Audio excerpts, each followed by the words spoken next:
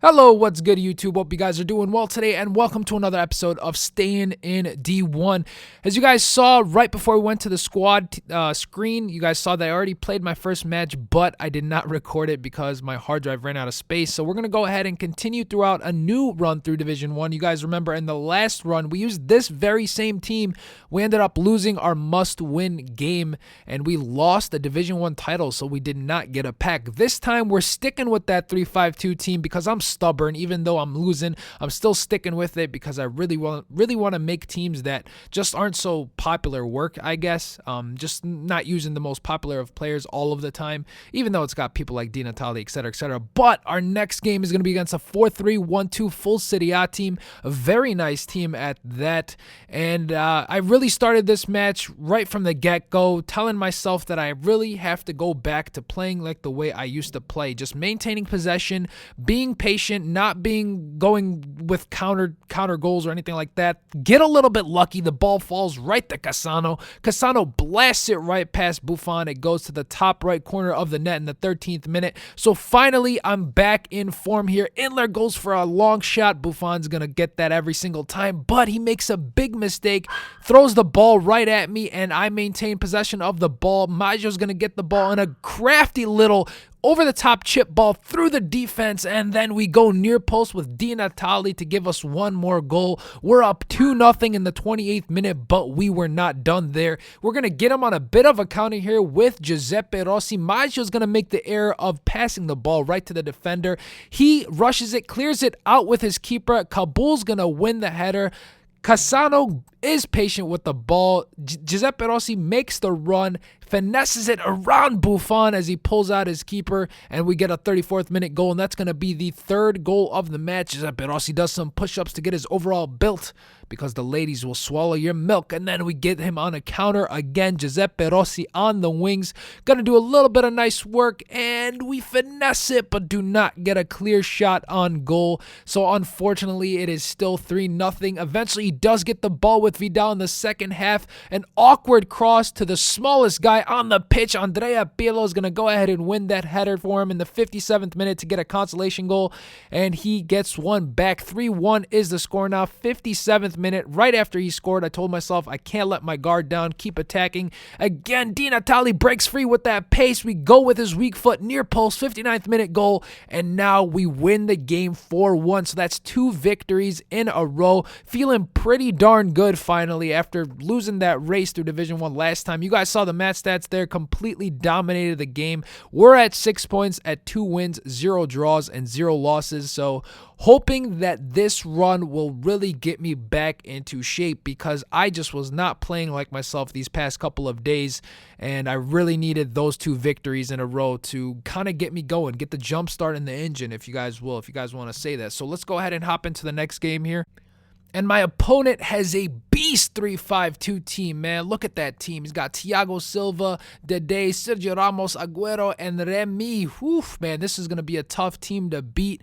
Kind of weird that he's got Victor Valdez as his goalkeeper. Doesn't link up with Thiago Silva. In any case, we're going to start off things early with Bale down the wings, go near post. His keeper makes a brilliant save early on. 19th minute now, he gets a throw-in down near my wing, and he's gonna go down with Jesus Navas, finds Neymar all the way across the pitch. Neymar with incredible balance, incredible ball control, gets it to Remy, and a very nice goal by my opponent in the 21st minute to go ahead and get the go-ahead goal. I tried crossing it with Bale, does not work, and he was a very, very good defender, guys. This guy was really, really good, very good player, and he had the right players all over the pitch, so he was a tough opponent. I had my fair share of chances in the first half, actually. I actually had more chances than him here. Maggio does get a little bit of space, and I think I rushed the shot a bit because I did have a little bit more time to get closer to the goal. I tried to go for a shot almost in the corner of the box there. You guys saw the match stats.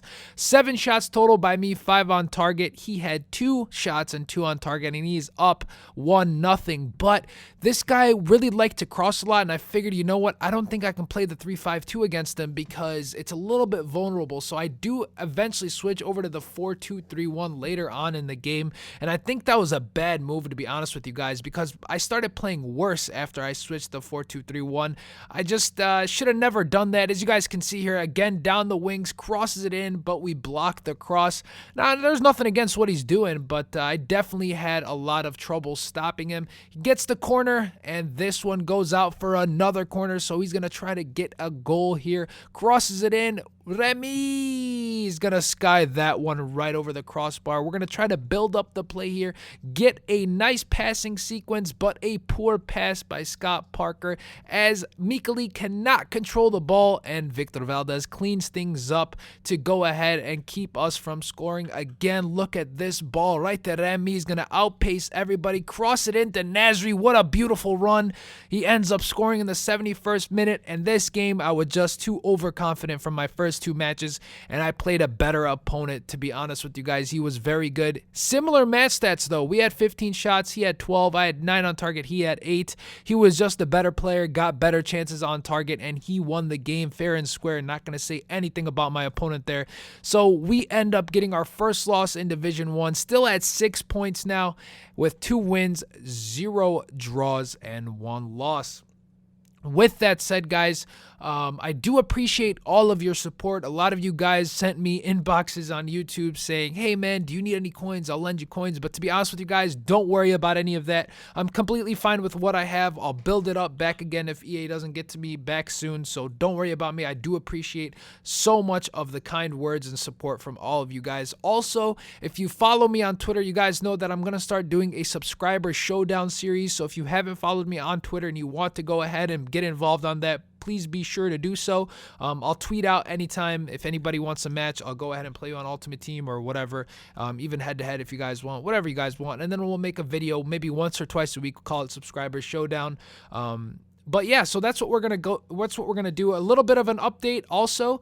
For this week, I know this video is short and I know I'm kind of rambling, but for this week, we're going to go ahead and just show you guys my pre-recorded footage of Stayin in D1. So this was recorded last week. I'm going to go ahead and show it, all of it this week.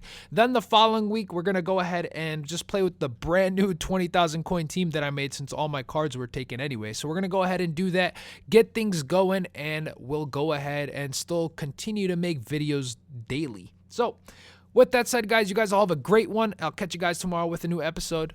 Take care and later.